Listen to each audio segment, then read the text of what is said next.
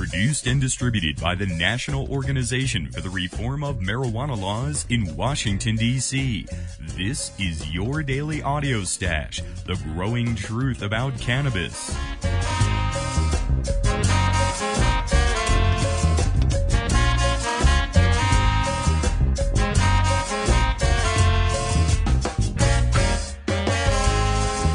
Daily Audio Stash is where responsible marijuana smokers listen in on the latest news about cannabis, hear the voices of the marijuana law reform movement in special segments and interviews, and kick back with comedy and music no other podcast can offer.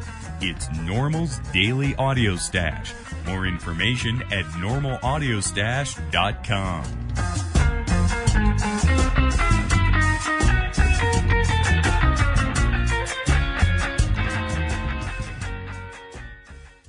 First up today, it's news from NORML.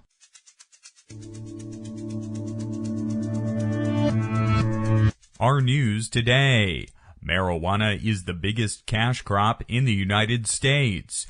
Marijuana is now the largest cash crop in the United States, according to data gathered by marijuana reform advocate John Getman. The top three agricultural cash crops in the U.S. that are legal are corn, soybeans, and hay. Marijuana tops those three products with a conservative market value of more than $35 billion annually, while U.S. corn production totals just $23 billion. California is the largest single-state producer of cannabis, with an estimated market value of more than $13.8 billion for marijuana grown both indoors and outdoors in the state. This crop value far exceeds the market value of the grapes, vegetables, and hay produced in California. California is also among a small group of states that produce more pot than the residents can consume. According to data from the National Survey on Drug Use and Health, California has 3.3 million cannabis users, representing about 13% of the nation's pot smokers. Getman estimates that marijuana is the top cash crop in California and 13 other states. Getman's report cites figures in a 2005 State Department report, estimating U.S. cannabis cultivation at 10,000 metric tons, or more than 22 million pounds. Getman argues that the rate of marijuana cultivation occurring in the United States is reason alone to legalize and tax cannabis like alcohol or tobacco. Advocates of marijuana law reform have estimated that a tax and regulate scheme for legalized marijuana could net the government over $8 billion annually, in taxes going both to federal and local coffers. You can read the report with links we have at normalaudiostash.com. We also have links to the marijuana crop reports that reside on NORML's website, NORML.org. Stay tuned this week to the Audio Stash for an interview with John Getman about his report. Welcome back to the Audio Stash. Today, I'm your host, Chris Goldstein. Take a moment to join us at NORML to end marijuana prohibition in America. Just visit NORML.org and make a holiday donation to NORML today. What greater gift could you give to the entire country, to all of America, than legalizing marijuana? Make marijuana legal for the entire country by supporting NORML. The holiday season is a great time to give charitable giving, not only for the sense of the season, but also for those year-end taxes and returns. So make a donation to NORML today. We have links at normalaudiostash.com. Today on the Audio Stash, we're going to replay an investigative report I produced back in July, on July 18th, as a matter of fact. We've been covering the San Diego legal challenge quite extensively, and in July we spoke with Rudy Reyes, along with members of San Diego's NORML chapter, about the happenings in San Diego. At the time, the dispensaries had just been raided by federal authorities, and Native Sun, a dispensary in San Diego, had been shut down. Rudy Reyes was actually there that day when federal authorities came in. They left a clip of ammunition on the counter, believe it or not, and Rudy had to return the ammunition back to the federal authorities.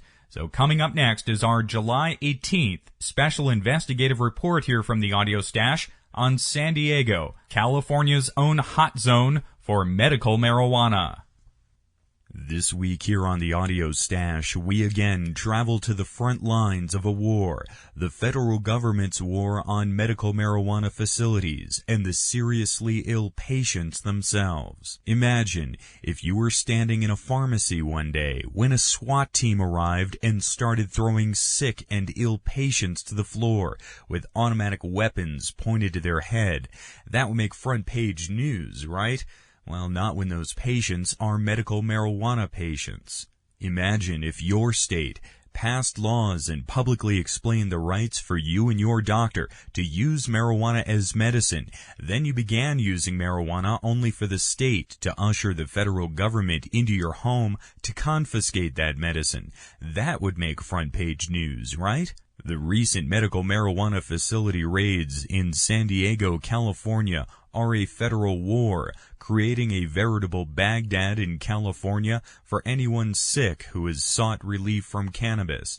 NORML's daily Audio Stash goes back to those front lines today, staying with a story that almost all other media has chosen to ignore.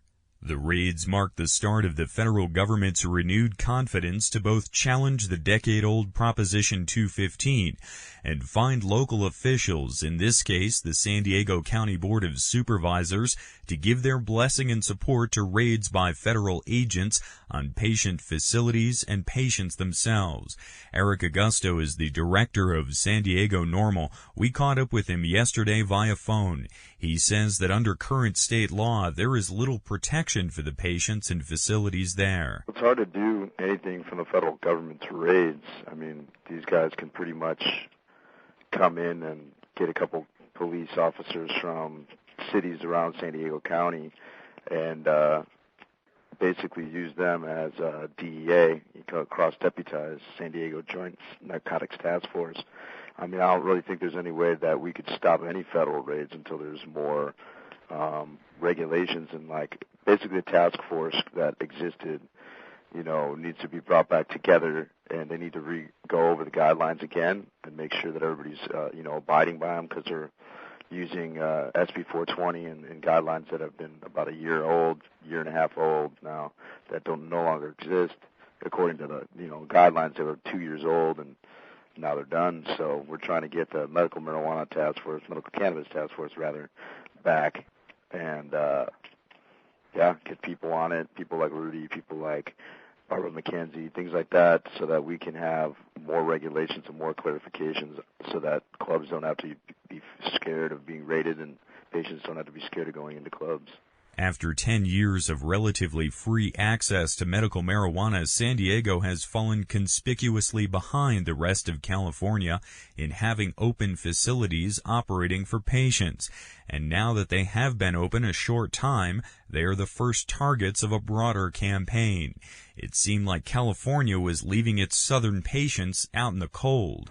Well, exactly. That's one of the biggest problems that we've had down here in San Diego County as activists, is seeing more of a double standard of where in other counties it's all right, and then down here it's not, and I think that, there might possibly be raids in other counties up and down the state, but, down here it's a little bit more difficult to kind of get the politicians to kind of just listen to us, because they just, they don't approach it that way. They know it's been around for 10 years, but they would rather fight it, till its dying breath in court, which is good, because, court's going to get the regulations put in place, That's why it bothers me, but, we've talked to the DA. The DA sounds like he's, just doing his job.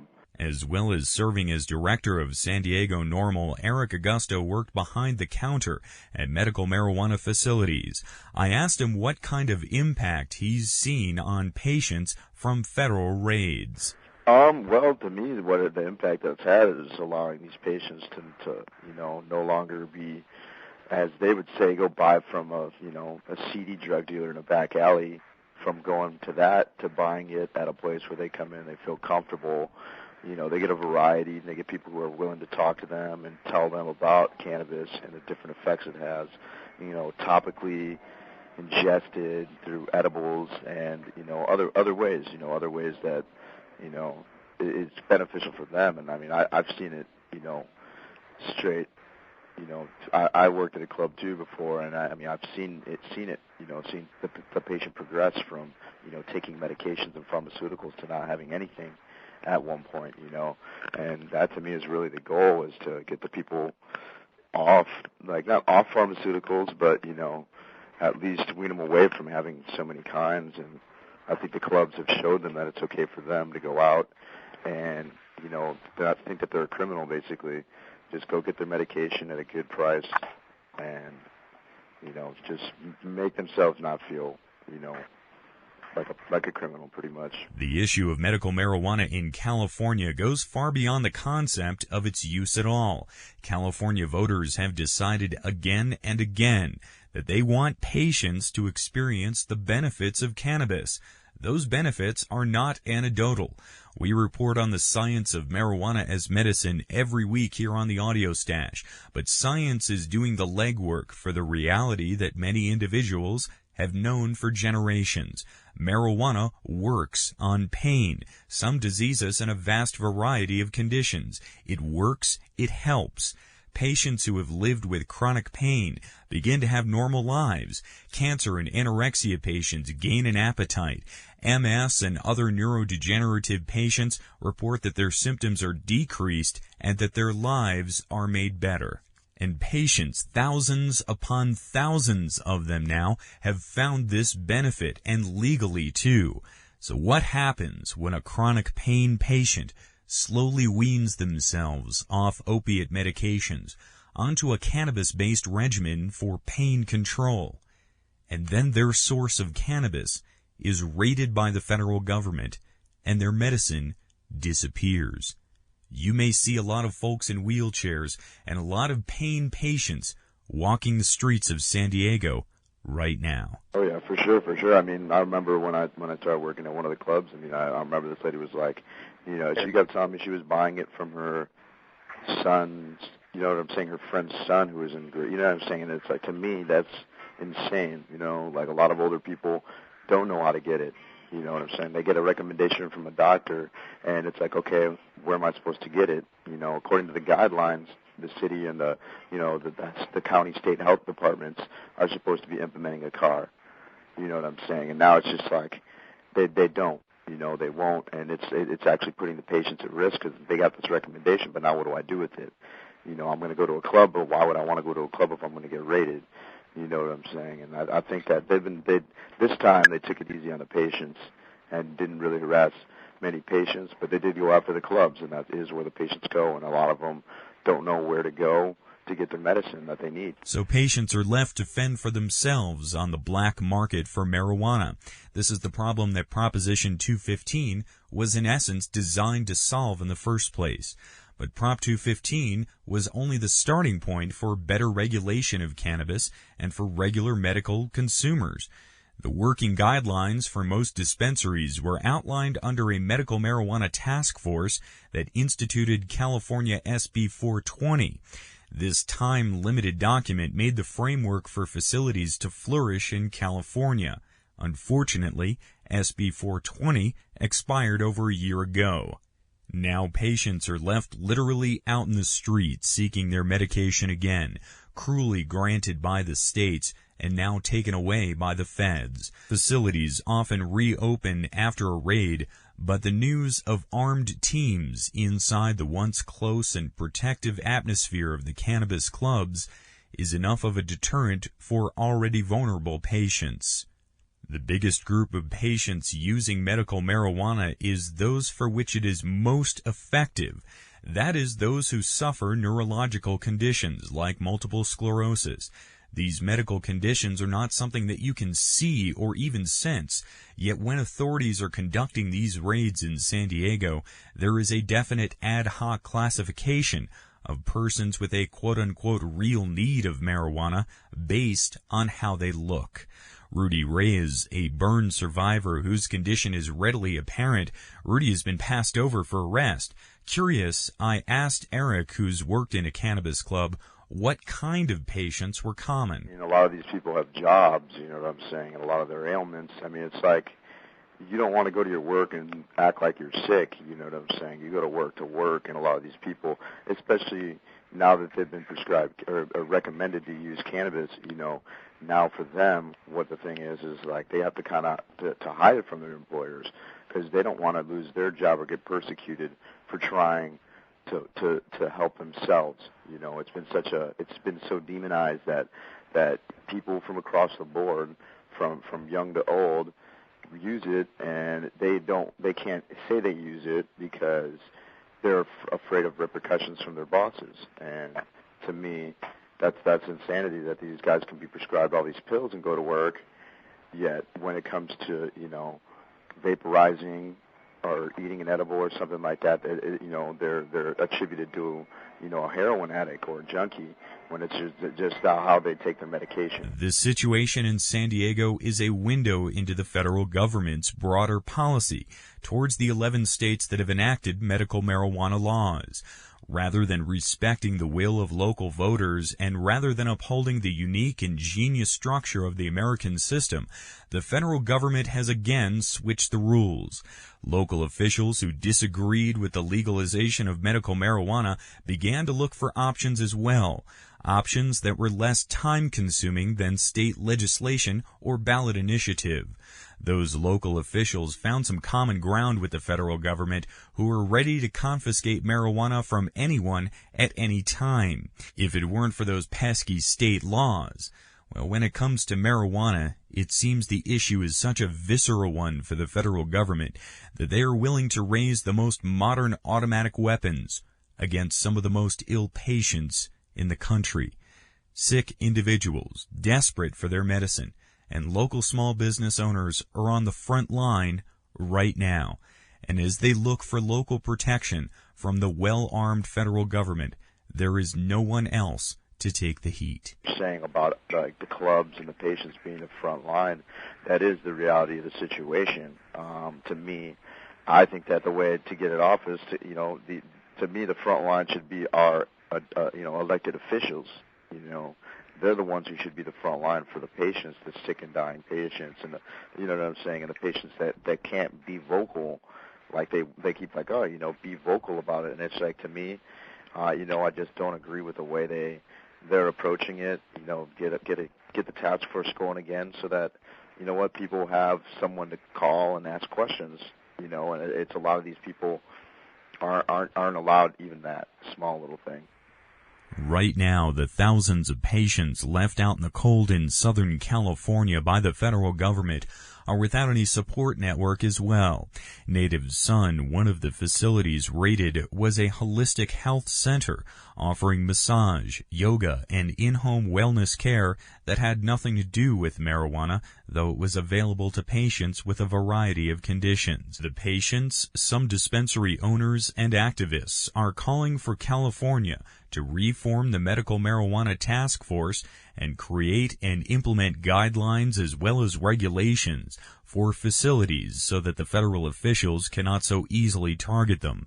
Most of the raids were predicated on the fact that the medical marijuana facilities at some point sold cannabis to an undercover agent who presented the counter clerk with a forged prescription. If this type of thing were as thoroughly enforced with every prescription or pharmacy in America, then Rush Limbaugh would have never been caught with Viagra in a private jet, and the nearly revolving door policy of American medicine with drugs and drug companies wouldn't be nearly as profitable.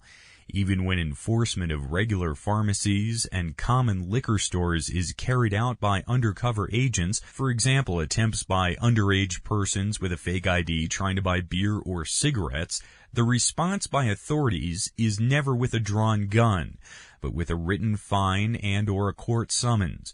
Now wheelchair-bound patients are forced to stare down the barrels of taxpayer-purchased automatic weapons. When the facility is gone, so is any support for the patient customers, leaving them without medicine or any hint as to where to find it. Rudy Reyes, whose own facility was Native Son, spoke about the informal network for patients, mainly his busy phone line. but I'm the guy everybody calls to know what should I do? What do I do here? And I don't know the answers. Most of the time it's an educated guess just because I'm going, hey, this is all we got to deal with. There's nobody who is that person right now. Many in San Diego expressed a hope that a new medical marijuana task force would form, either in San Diego or in California as a whole.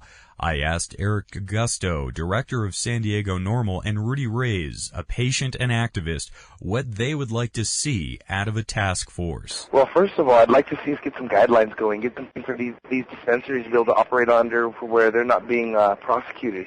Being able to tell the DEA not to come after them as a city. That would be very nice.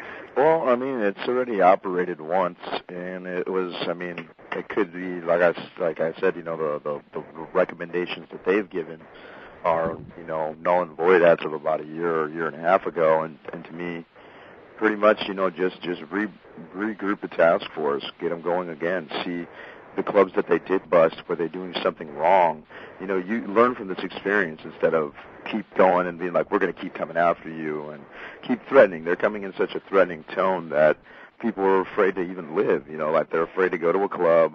You know, a lot of my friends who are patients now can't go to a club now and are looking for their medicine, and it's like they want us to grow, you know, they want us to, and then again, no, they don't. You know, they just, I feel like they're a little wish-washy, a little flip-flopping on the fact that they're like, you know, you can't grow, and then all of a sudden you can grow if you have patients. You know, if you have a patient, you're a patient, you should be having a caregiver instead of these clubs, you know, and to me it's just their gray area was given to them purposely so that they had this luxury of coming in and busting people saying they weren't doing something right when most of these clubs are following all the recommendations given by the city of San Diego. But the idea of a task force remains a hopeful solution to what is an ongoing, current, right now crisis of patients in turmoil with no legal direction to turn. There can be no doubt that San Diego is standing out in California right now. While the most prominent facilities there are raided, dozens of medical marijuana facilities continue to operate 60 and 100 miles north. And in no other state where ballot action or legislative measure has authorized medicinal marijuana use has there been a county-by-county fight with the federal DEA agents serving as foot soldiers. So what makes San Diego so different? I spent a few summers out in Santee, California, east of the city proper, but still well within the county. Having lived in New Mexico for the last 10 years, it's kind of clarified the subtleties of Western politics and Western policing, and I can look back now, catching the attitudes, reflecting on the current themes. But times have certainly changed. In the 8 years since I have seen those gorgeous beaches hugged by those deliciously overexpensive homes, there's been an even greater shift, brought on mostly by the post-9/11 focus on the border and the existing military presence in town. Few places in America have more military presence than San Diego, with naval and marine facilities quite literally downtown, and some of the largest and most active military installations in the country at Camp Pendleton and Marine Air Station Miramar, as well as constant naval operations out in the ocean. The Navy even has a few large islands of their own right there in San Diego. So amidst some of the priciest real estate in California, walk tens of thousands of U.S. soldiers, sailors, and air personnel, all within a very, very short distance of the Mexican border. Eric, Rudy, and everyone I have spoken with in Southern California has remarked at the quote-unquote lockdown status of the area after September 11th. Oh, yeah, if you come to San Diego, it'll trip you out on how on lockdown and intense it is here. So right now there's a heavy military presence in San Diego, and one would assume the heightened scrutiny by the federal government of the goings-on there is part and parcel. But what makes the conservatism of San Diego so anti-medical marijuana? Curious, I pressed Eric and Rudy as local residents to explain this phenomena, but the director of NORML in San Diego, with his response, seemed to put all of this into perspective. I don't want to be like all conservatives are like this, because I think some of them see the issue and agree with us and be like, you know, tax and regulate it. That's really all you can do, because it's a law. It's not like all these people are making up things and are trying to do something wrong. We're just trying to follow the law. as well as they've given it to us, and they haven't. And I mean, the problem is with them is that, you know, at the beginning of San Diego NORML issuing the letter to them and then getting sued by them that following day, you know, kind of being like, hey, you know what, we're suing you guys because you guys want us to follow the law, you know, and that's all I'm looking at it is just they're just kicking and screaming the whole entire way to doing something that has been their job for almost 10 years now to at least get implemented.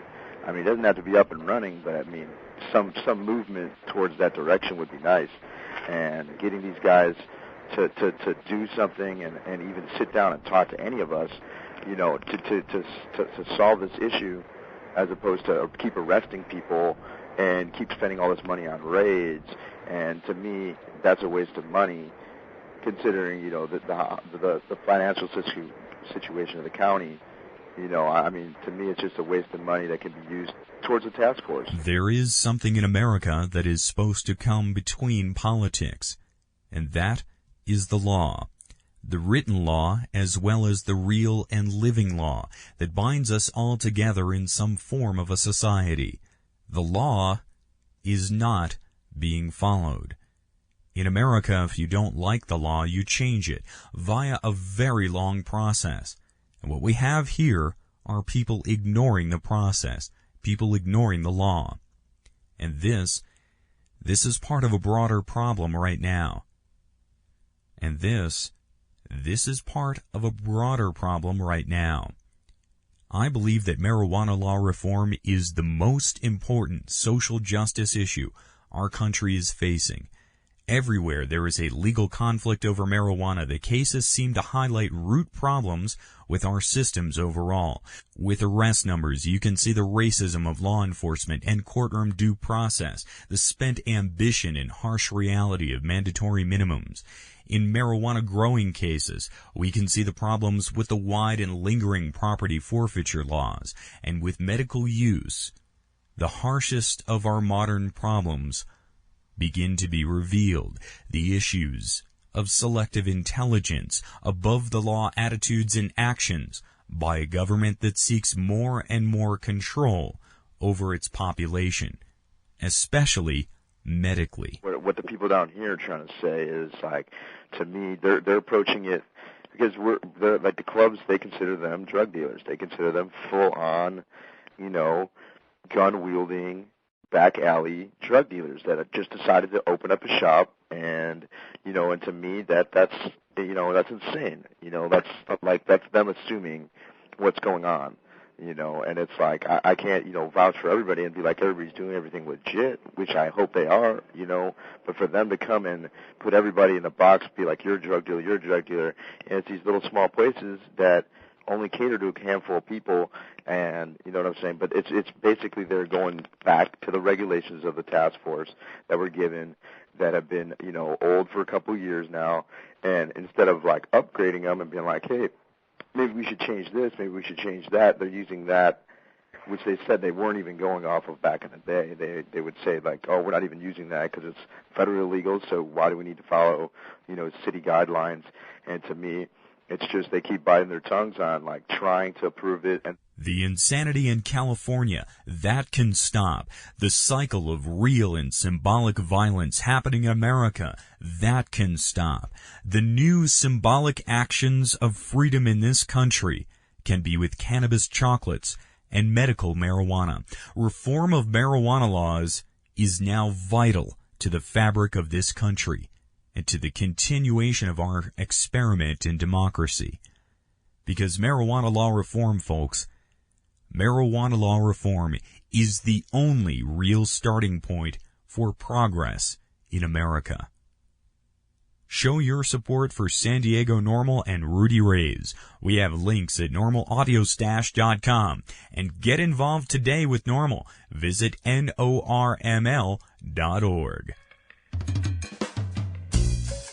This has been NORML's Daily Audio Stash, the growing truth about cannabis.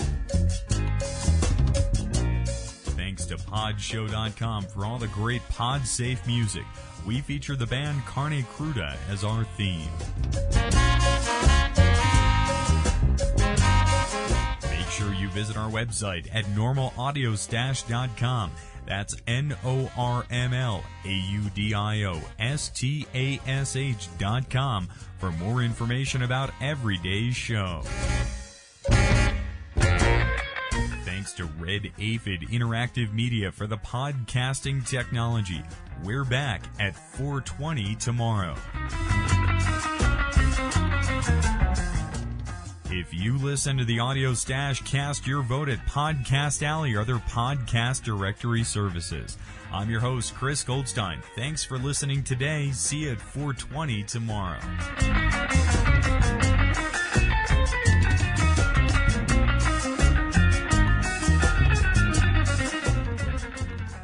The podcasting technology of NORML is made possible by Red Aphid Interactive Media. More information at redaphid.com.